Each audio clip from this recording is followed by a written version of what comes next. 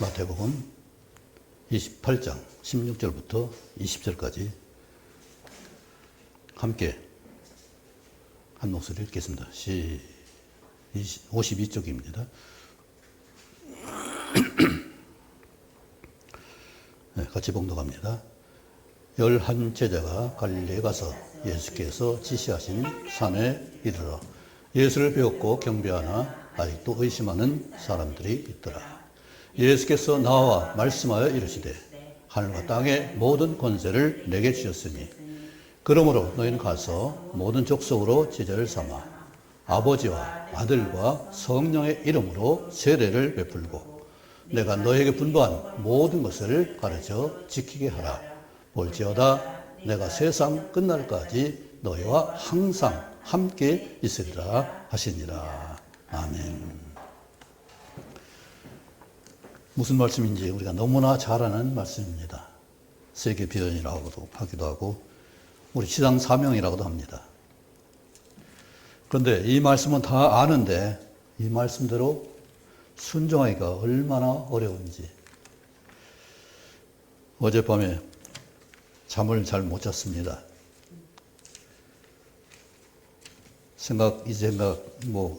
누워서 기도한다고 하기도 하고 소원도 말하기도 하고 의문점도 물어보기도 하고 했는데 이 사자가 우리말로 사자가 들어간 낱말을 한번 생각해 보세요.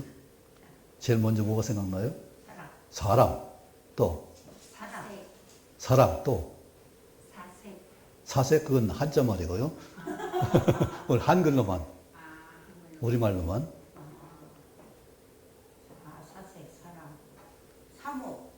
사무도 맞아요. 사무치는 건 되잖아요. 사무도 한자 말이에요. 사무친. 그건 돼요. 아주 깊게 마음에 새겨지는 걸. 그건 생각 사자가 들어가니까 한자 말이죠. 네. 또 하나 사이가 있죠. 사이. 네. 또 사김이 있습니다. 또 사내라고 사나이, 사나움 이런 것도 있습니다. 그런데 이 사자들은 상당히 좋아요. 어떤 면에서는. 사나움이 거칠다는 생각도 있지만 용기도 있거든요. 담대함도 있는 거거든요. 이런 생각을 하면서 했는데 잠이 안 와서 어떻게 하면 잠을 잘까 해서 고민하다가 제가 이제 블로그가 이제 인터넷에 있기 때문에 핸드폰으로 블로그에 제가 성경 암송을 올린 게 있습니다. 그걸 5가지 확신하고 8가지 지침을 기억이 잘 안 나서 보면서 암송하고 눈 감고 암송하고 다시 복습하고 이렇게 해서 했는데 8가지 지침 가운데 그리스도의 교제하는 생활이라는 말씀이 있습니다. 요한일서 1장 7절입니다. 제가 빛 가운데 계신 것 같이 우리도 빛 가운데 가면 우리가 서로 사귐이 있고 그 아들 예수의 피가 우리 모든 죄를 깨끗하게 하실 것이요 말씀이 있습니다. 교제가 제대로 돼야 하나님 죄사함이 완전하게 이루어지는 것을 말하고 있죠. 오늘 하늘과 땅의 모든 권세를 주셨으면서 너희는 가서 제자를 삼으라고 했는데 그 말씀을 우리 다 알고 모르는 사람 한 사람도 없을 거예요. 그래서 전도합니다. 양육합니다. 그래서 생육과 번성을 이루기 위해서 애를 많이 씁니다. 그런데 우리 자질이 그렇게 걸만한 인격과 품성이 되나요? 안 되나요? 완벽합니까? 오늘 16절, 17절 보면은 같이 한번 다시 볼까요? 예수를 배웠고 경배하나 아직도 의심하는 사람들이 있더라. 어때요? 들으니까 좋아요? 안 좋아요? 아직도 의심할 수밖에 없는 것이 우리 인생이에요. 삶이에요. 내가 완벽하다고 한 사람 한 사람도 없어요. 물론 여러 제자 가운데서 말씀대로 믿고 순종하는 분도 있지만은 그 가운데 아직도 예수님이 이제처럼 많은 걸 보여주시고 사실을 보여주고 부활하는 것을 보여주시고 그들 앞에서 내 손 구멍과 옆구리와 이것을 확인해보고라도 믿으라고 이렇게 말씀했습니다. 그런데 아직도 의심하는 자가 있었다고 했습니다. 우리는 그를 무시할 것이 아니라 그 상황을 우리는 아직도 내가 이해하지 못하는 그런 품성도 있고 아직도 부족한 부분이 있다는 것을 생각하시기 바랍니다. 나도 깨닫지 못한 것이 얼마나 많아요. 나도 부족한 것이 얼마나 많냐고요. 하나님 우리가 다 알 수 있나요? 다 아는 것처럼 말하지만은 다 아는 분들은 다 가짜예요. 왜요? 하나님은 다 우리한테 자신을 다 보여주실 수가 없어요. 우리가 깨닫지 못해요. 다 할 수가 없어요. 그래서 사도 바울도 하나님이 지혜와 지식을 부여하면 우리가 측량할 수 없다고 했고 가히 말로 이르지 못할 그 상황을 봤다고 했어요. 그런데 우리는 아는 것처럼 말하고 있는데 아는 것처럼이 아니라 사는 것밖에 아는 것이 없다는 사실이에요. 순종하는 것밖에 내가 아는 것이 없는 거예요. 말씀대로 사는 것밖에 내가 아는 것이 아니에요. 아는 줄로 착각하는 것이지 알고 있다면 그대로 사는 거예요. 저는 오늘 한번 비유로 말했죠. 금덩이가 20kg가 있다면 40kg가 있다면 안 가져가겠어요? 끌고서라도 어떻게든 그걸 가져가겠죠. 그런데 돌덩이가 40kg다면 누가 가져가겠어요? 가치를 모르면 아무리 해도 안 되는 얘기죠. 하나님의 말씀 순종하지 못한다는 것은 하나님 말씀의 권위와 권세와 그 영광을 알지 못하는 거죠.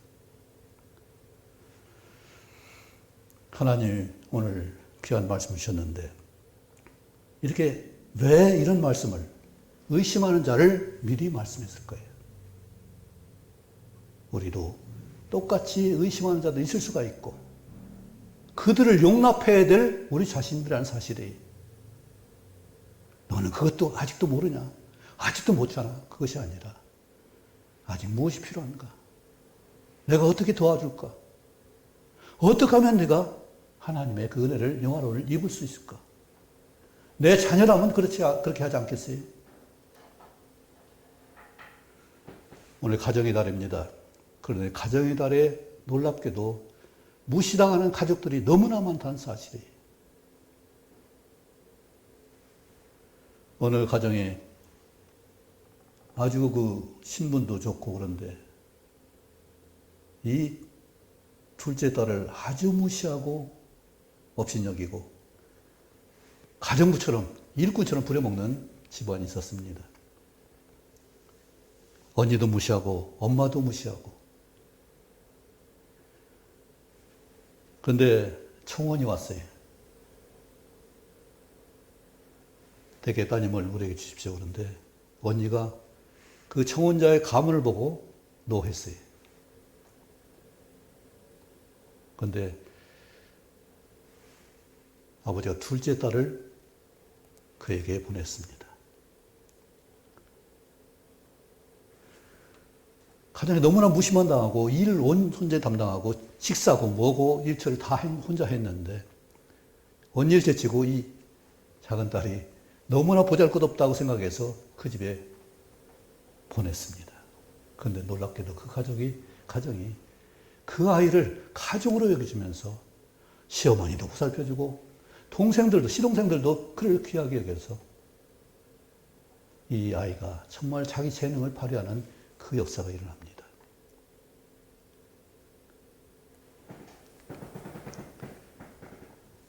저는 가족이 됐을 때 진정한 가족이 됐을 때 그 가정은 살아나는 것이고 복된 삶이 그 가정에 임하는 것을 볼 수가 있죠.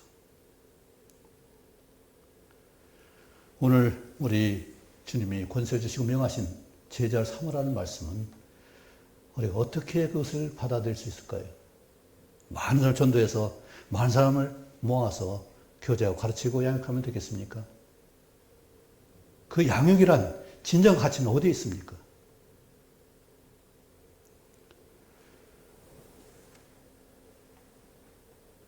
우리 예수님께서는 우리 사람들의 생명의 빛이라고 했어요. 우리 빛을 어떻게 볼 수 있나요? 요한복음 1장 3절, 4절에 그 안에 생명이 있었으니 이 생명은 사람들의 빛이라 했습니다. 그리고 요한일서 1장부터 보면은 우리가 보고 들은 바 태초에 생명이 있었으니 이 생명은 우리 찾아볼까요? 요한일서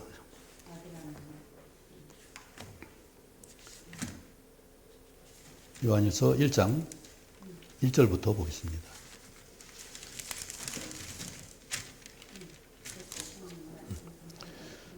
시작. 태초부터 있는 생명의 말씀에 관하여는 우리가 들은 바요, 눈을 본 바요, 자세히 보고 우리의 손으로 만진 바라. 이 생명이 나타나신 바 된지라 이 영원한 생명을 우리가 보았고 증언하여 너에게 전하노니 이는 아버지와 함께 계시다가 우리에게 나타나신 바 된 이시냐. 한 번 더. 우리가 보고 들은 바를 너에게도 전하면 너희로 우리가 사귐이 있게 하려 함이니 우리 사귐은 아버지와 그의 아들 예수 그리스도와 더불어 누림이라. 우리가 이것을 쓰면 우리의 기쁨이 충만하게 하려 함이라. 권세를 주셔서 제자를 명하시는 그 명령, 지상 사명이 뭐라고요? 내가 보는 바 전하는 것은, 너에게 전하는 것은, 이 비전은 바로 아버지와 아들과 성령을 모신 우리가 더불어 사귐을 누리는 것이다. 이것이 지상 사명인 줄 믿습니다. 우리 많은 사람을 교제하고 정말로 여러 사람 폭넓게 만나는 것 굉장히 중요합니다. 그런데 거기서 진정한 사귐이 아니라면, 더불어 누리는 아버지와 아들과 성령이 함께 하시는 그 누림이 아니라면 무슨 소용이 있겠어요? 그런데 이 사귐을 위해서는 반드시 뭐가 있다고요? 생명의 빛이 있어야 돼요. 거짓이 있어서는 절대 사귐이 안 되는 거예요. 왜 거룩을 하나님이 그렇게 말씀하세요? 거룩한 하나님이라고 하고 너희도 거룩할지어다 하셨는데 그 말씀 왜 하세요? 주님과의 관계가 거룩하지 않으면, 거짓이 있으면 안 되기 때문에 그래요. 그렇죠. 우리 사람은 모르고 그저 눈앞에서 친절하게만 하면은 다 사랑인 줄 알고 좋은 섬김인 줄 알아요. 근데 하나님은 내 안에 있는 모든 걸 아시기 때문에 진정으로 찬송하는지, 진정으로 감사하는지, 진정으로 사랑하는지, 섬기는지를 다 아시잖아요. 그래서 다윗 왕은 내 속에 있는 죄라도 다 낱낱이 드러나기를 위해서 기도했습니다. 내가 알지 못한 죄라도 드러나게 해 주십시오. 이처럼 내 속에 거짓이 없어야 되는데 그것을 어떻게 넣어요? 하나님의 빛, 생명의 빛, 예수님의 빛으로만 그것이 가능한 일이죠. 빛 가운데 있어야만 우리는 사귐을 누릴 수 있습니다. 하나님 말씀 안에서 있어야만 우리는 사귐을 누릴 수 있는 것이고, 내 안에 성령이 충만해야만 우리는 이 사귐을 누릴 수 있습니다. 이 사귐을 위해서 제자를 삼아야 되고 세례를 줘야 되고, 우리 약할 때 하나님의 도우심을 입는, 항상 함께 하시는 그 권세를 입어야 되는 것을 말씀하는 거죠. 너무나 귀한 주님의 말씀을 생각하면서 이 말씀이 나에게 어떻게 적용되는가 생각해 볼 수 있는 시간이 됐습니다. 그런데 이 정말 사귐을 위한 전도와 교제가 아니라면 아무리 풍성할지라도 무슨 소용이 있겠어요? 그래서 우리 가족 가운데 마찬가지잖아요. 부부가 진정으로 이런 사귐이 아니라면 너무나 안타까운 일 아니겠어요? 아까도 말했지만은 가족으로서 대접을 받지 못하고 하녀나 신분을 꾸려 여기는 그런 딸이라면 그 딸의 마음이 얼마나 아프겠어요. 그런데 어려서부터 그렇게 했기 때문에 이 아이는 그걸 모르고 그냥 그렇게 해야 되는 줄만 알아요. 그 시집을 갔는데 시집 가서 내가 하녀 일을 하려고, 거기는 다 하녀도 있고 다 있는데, 몸종도 있고 일꾼도 있는 다 있는데 아침에 조금 늦게 깜짝 놀라는, 아침 준비를 해야 되는데. 근데 그 가족은 그 가정은 이 신부를, 며느리를 아주 귀하게 여기고 그를 위해서 가족이 되고 있어요. 그래서 그가 그린 재주도 발휘하게 하고 또 말하는 말 할 때도 건전한 귀한 토론의 말을 의견을 제시하는 이런 훌륭한 성품을 드러나게 합니다. 우리는 이처럼 남을 세워주는 그 일과 진정으로 그를 위해서 섬기는 그 일을 통해서 진정한 교제가 이루어지는 것이고 스승의 날이 15일인데 스승과 제자가 왜 필요해요? 지금은 스승과 제자로서 맺어지는 관계는 참 쉽지 않습니다. 그런데 옛날에는 스승과 제자는 참으로 아름다운 관계였어요. 그래서 예수님이 우리의 스승이 되기도 하고 친구가 되기도 하고 형제가 되기도 하고 신랑이 되기도 하는 이 관계를 주님이 직접 만들어 주셨습니다. 얼마나 감사한 일이에요. 얼마나 고마운 일이냐고요. 나 같은 사람을 내가 무슨 재주가 있다고 옛날에는 제자 삼으면 그냥 제자 안 삼았어요. 자격을 보고 가능한지 안 한지를 보고서 제자를 삼았어요. 제자로 입장한다는 건 굉장한 영광이었습니다. 내 스승이 누구라고 하는 말을 밝히는 것은 굉장한 영광이었습니다.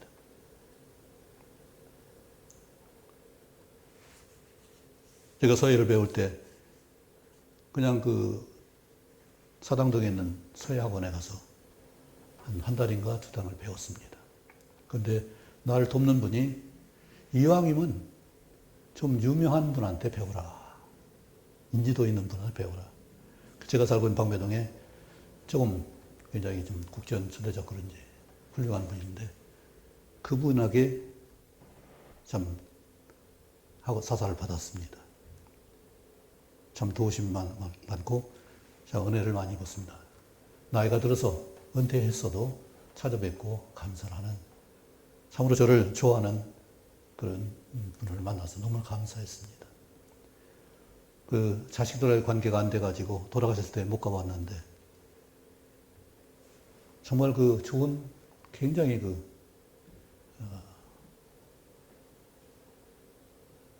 많이 생각이 나는 그런 분입니다. 그분이 써준 액자, 작은 액자가 제 방에 있습니다. 어쨌든 이런 관계가 아름다웠을 때 그것이 사제관계고 형제관계고 또 가족관계고 부부관계 아니겠어요? 이 관계를 위해서 주님은 이방인들에게 전화를 하겠습니다. 만국, 거기 민족이라고 했는데 민족이라는 것은 바로 다른 사람, 믿지 않는 사람들 이방을 말하고 있어요. 나와 믿음을 같이 하지 않지만은 그에게 믿음을 같이 할 수 있는 반려자, 배우자, 가족, 이웃이 되게 하기 위해서 그 말씀을 하신 거거든요. 우리는 선교하면 다른 나라에 가서 선교하는 거 그만 생각해요. 그러나 내 가정에서 진정 사귐의 그 관계를 맺어가는 그 일이 무엇보다 귀한 거죠.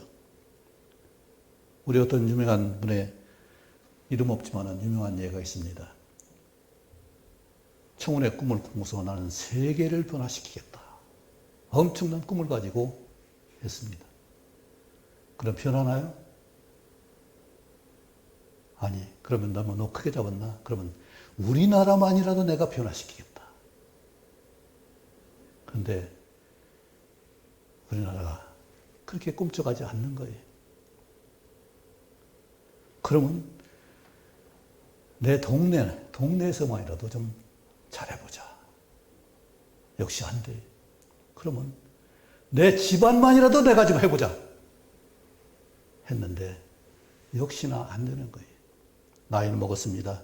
이제는 눈 감을 때가 됐는데 그때 딱 치는 것이 내가 바뀌었더라면, 내가 변했더라면, 나를 다스릴 수 있었다면 하는 안타까움 가운데 눈 감고 말았는데 그 내용이 비석에 새겨진 그 어떤 신부의 고백입니다.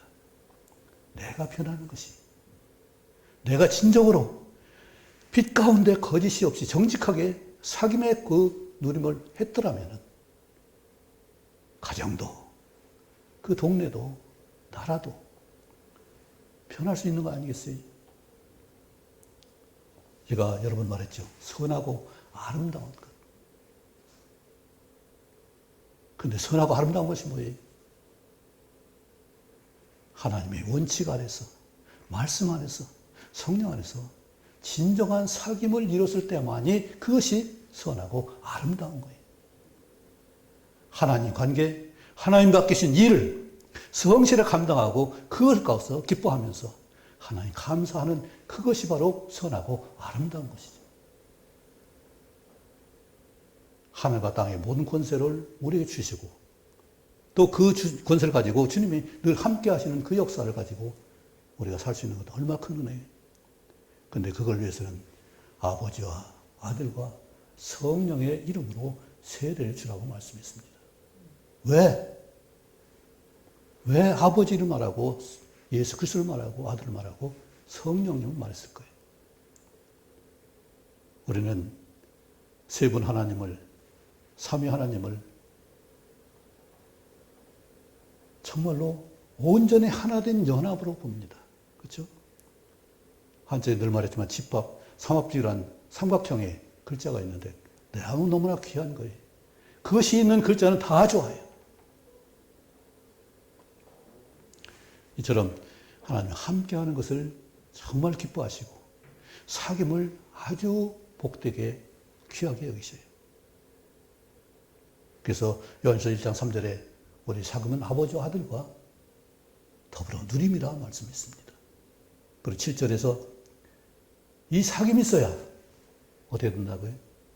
죄사함의 은혜를 누린다는 이 말씀입니다. 사귐이 된다면 죄가 틈탈 수가 없어요. 사랑 가운데는 어떤 위협도 죽음도 문제가 안 돼요. 사귐이 온전하다면 거기는 악한 자가 감히 끼어들지 못해요. 그러나 사귐이 조금이라도 부족하면, 빛 가운데 아니면, 정직하지 않으면 거기는 얼마든지 어둠이 끼어들 수 있고 고난도 끼어들 수 있습니다. 우리는 하나님 주신 이 사귐의 놀라운 은혜 가운데서 진정으로 하나 되기를 원합니다. 그것을 위해서 예수님은 요한 17장에서 한 장 전체를 이 사귐을 가지고 말씀하셨어요. 진리가 어디에 있어요? 사귐 안에 있다는 사실입니다.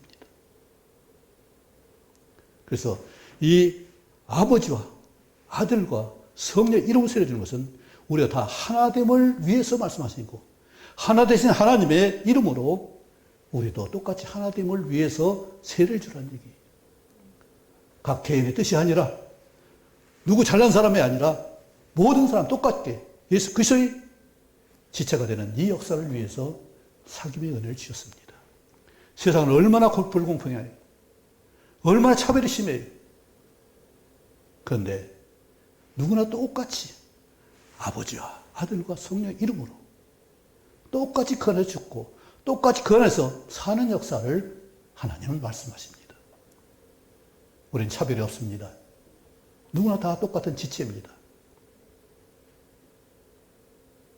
그런데 이 차별이 있다는 것은 사귐이 바르게 되지 않았다는 사실이에요. 사귐이 없는 가운데서는 차별이 있고 거짓이 있고 위선이 있어요. 그런데 진정을 사랑한다면 거짓하겠어요? 그리고 빛 가운데 말씀 가운데 있어야만 우리는 영원한 생명 가운데 있어야만 우리는 사귐의 은혜를 누릴 수 있습니다. 그리고 하늘과 땅의 모든 권세를 내게 주셨는데 그 권세로 너희와 항상 함께 있으리라 약속했습니다. 무엇을 위해서요? 바로 가르쳐 지키게 하는 그 일이 뭘 가르치라고 했어요? 성경을 하나로 딱 한마디로 말하면 뭐예요? 예? 예수님인데 예수님이 하신 가르침의 한 가지는 뭐예요? 네. 마가복음 10장 45절이죠. 인자의 것은 섬김을 받으려 함이라 섬기려 함이니. 네. 그래서 섬김을 또 한마디로 율법의 완성은 뭐예요? 대접을 받고자 하는 대로 너희도 남을 대접하라 이 말씀이잖아요. 이것이 성령의 강령이잖아요. 아멘. 이것이 됐을 때 우리는 하나님과 진정한 사귐, 더불어 누리는 역사가 있고 영화로움의 은혜를 누릴 수 있습니다. 그것을 가르치라는 얘기잖아요. 우리는 많은 지식을 가르치려고 해요. 재주를 가르치려고 해요. 능력을 가르치려고 해요. 그것이 아니라 이처럼 진정으로 관계를 갖는 차별 없이 우리 스승과 제자는 너무나 차이가 나는 것 같죠. 그런데 진정한 스승과 제자는 차별이 없습니다. 자기 모든 것을 가르치려고 하는 게 스승이고 그 모든 걸 받으려고 하는 것이 제자예요.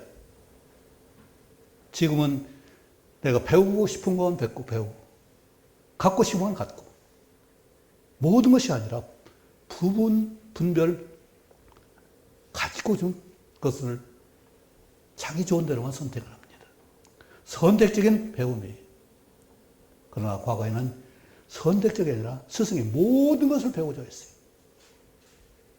또 스승도 마찬가지. 자기의 모든 것을 제자에게 가르쳐 주기를 원했습니다. 그래서 다 받을 만한 제자를 뽑는 거예요. 지금은 스승도 스승으로서가 아니라 이익 집단으로서 내가 권리를 쟁취해야지. 노동자는 노동의 권리를 쟁취해야지. 의사까지도 자기 권리를 쟁취한다고 하는 이게 스승의 도가 이미 사라졌습니다. 우리는 스승의 도가 살아있는 교회가 되어야 되고 제자 양육이 되는 그런 관계가 됐으면 좋겠습니다. 정말로 부부관계도 마찬가지예요. 가부장적인 그런 태도가 아니라 진정으로 서로 하나 될 수 있는 그런 가정으로서의 또 내가 똑똑하니까 배우자를 무시하는 것이 아니라 서로 연합하고 세워줄 수 있는 그런 아름다운 협력관계가 필요한 것이 부부관계예요. 다 부족하잖아요. 완전한 사람 없잖아요. 의심하는 적 있잖아요. 그럼에도 불구하고 그들이 예수님의 명령을 같이 받았습니다. 그 사람 제쳐놓고 너네 의심하니까 떨어져. 그게 아니라 의심하도 있지만은 아직도 부족하지만은 그럼에도 불구하고 제자를 삼으라 말씀합니다. 그 제자는 아주 동일한 관계로서 함께하는 관계예요. 부부관계도 마찬가지입니다. 가족관계도 마찬가지예요. 많은 사람들은 부귀의 권세를 말합니다. 어떤 젊은 처자가 아버지가 가문의 권세를 일으키기 위해서 황자한테 시집 보내기 위해서 많은 애를 썼는데 성사가 됐어요. 약혼이 됐어요. 제1황자하고 약혼이 됐습니다. 그런데 이 제2황자가 술술 써가지고 이 제1황자의 그 약점을 다 파악해가지고 자기 편을 만들어서 몰아냈어요. 이 젊은 처자가 갑자기 약혼자가 사라져버리니까 어떻게 돼요? 그런데 놀랍게도 제2황자가 이 사람을 평민서자인 황자에게 결혼식을 거행하겠어요. 그래서 아무도 축복하지 않는 그런 관계. 아버지로 와서 이 결혼식에 참여하지 않는 그런 결혼을 하고서 시골로 갑니다. 평민서자인데 도시에 살지 못하고 시골에서 군대에 제대하고서 농사를 짓고 사는 그런 사람이었어요. 이 공작의 딸이 화가 얼마나 나겠어요? 지금까지 일 한 번 안 하고 음식 한 번도 안 해본 일인데. 근데 시골 가서 자기가 한여도 없이 일해야 된다고 하니까 뿔이 났어요.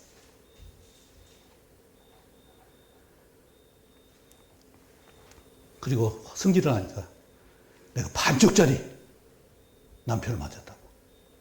이 말을 했으니까 어머니가 너무나 상대를 무시한 거잖아요. 평민서자라고 해서 황족인데 평민서자라고 해서 반쪽짜리. 서로 앙금이 생겼습니다. 그죠? 그런데 만나면서 모든 것이 조금씩 변화돼요.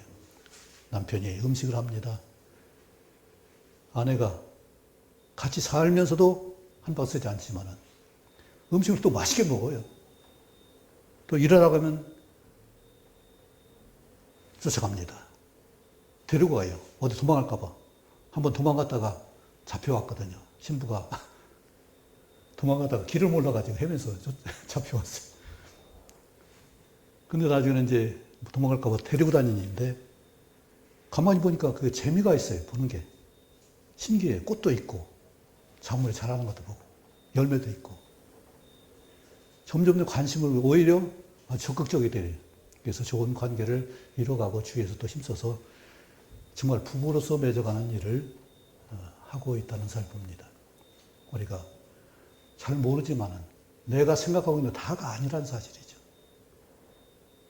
상대를 알아가고 내가 할 도리를 안다면은 그것은 귀한 관계고 하나님 기뻐하시는 권세를 누리는 줄 믿습니다.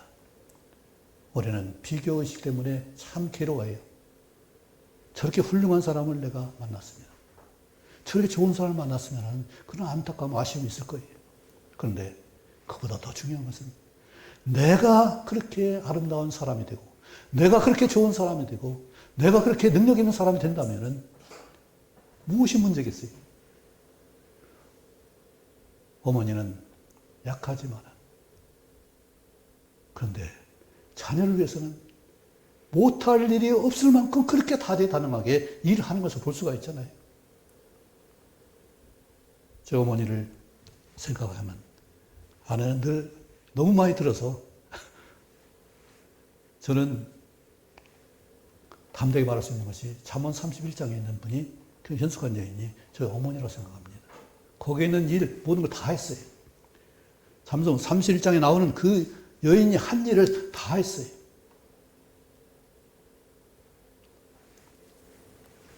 웃어요. 그래서 어머니에 대해서 그런 아쉬움은 하나도 없어요.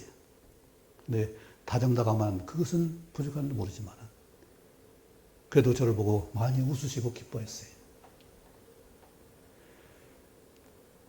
어쨌든 중요한 것은 어머니는 줄 수 있습니다. 가족이 될 수 있습니다. 자식은 그러지 못할 수 있어요. 그런데 부모가 그런 가족의 진정한 것을 누린다면 자식들도 가족이 될 수 있을지 모릅니다. 우리는 가족이 되는 그런 권위와 능력 가지고 제자 삼는 일을 하시기 바랍니다. 제자 삼는 것은 많은 사람을 양육하는 능력 스승만이 아니라 형제로서, 친구로서, 또 스승으로서, 또 부부로서의 그런 나눔을 할 수 있는 권위를 말합니다. 선교 역사가 이 가정의 달에 우리 모두에게 있길 간절히 원합니다. 전도서 4장 9절 10절인가요? 두 사람이 한 사람보다 남은 저희가 수고함으로 좋은 상을 받을 것입니다. 하나가 넘어지면 혹시 하나가 넘어지면 하나가 그 동물을 붙들어 일으킵니다. 홀로 있어 넘어지고 붙들어 일으킬 자가 없는 자는 화가 있으리라. 우리는 서로 붙들어주는 그런 관계가 되길 바랍니다. 상대가 나를 붙들지 못할지라도 나는 상대를, 배우자를 붙들 수 있는 하나님 권세를 다 누리시기 바랍니다. 기도하겠습니다. 아버지 하나님, 하늘과 땅의 권세를 받으신 주님께서 오히려 항상 세상 끝날까지 함께 있다고 말씀하셨습니다. 그 권세는 바로 우리가 온전한 사귐을 누릴 수 있는 기쁨 충만한 삶인 줄 믿습니다. 섬김이 있어야 사귐이 온전하고 사귐이 돼야 기쁨이 되는 줄 믿사올 텐데 우리는 진정으로 섬길 수 있는 인격이 되고 사귐을 할 수 있는 빛 가운데 정직함이 있게 하시고 그 가운데 하나님 주시는 기쁨을 다 누릴 수 있는 죄를 되게 도와주옵소서. 우리의 만남이 너무나 소중하고 귀할진데 작은 만남일지라도 진정으로 하나님 기뻐하시는 영화로운 사귐이 될 수 있도록 인도해 주옵소서. 오늘 말씀하신 권세대로 제자를 삼는 이 일이 사귀는 일로 발전할 수 있도록 우리를 주장해 주옵소서. 예수님 이름으로 기도하옵나이다. 아멘.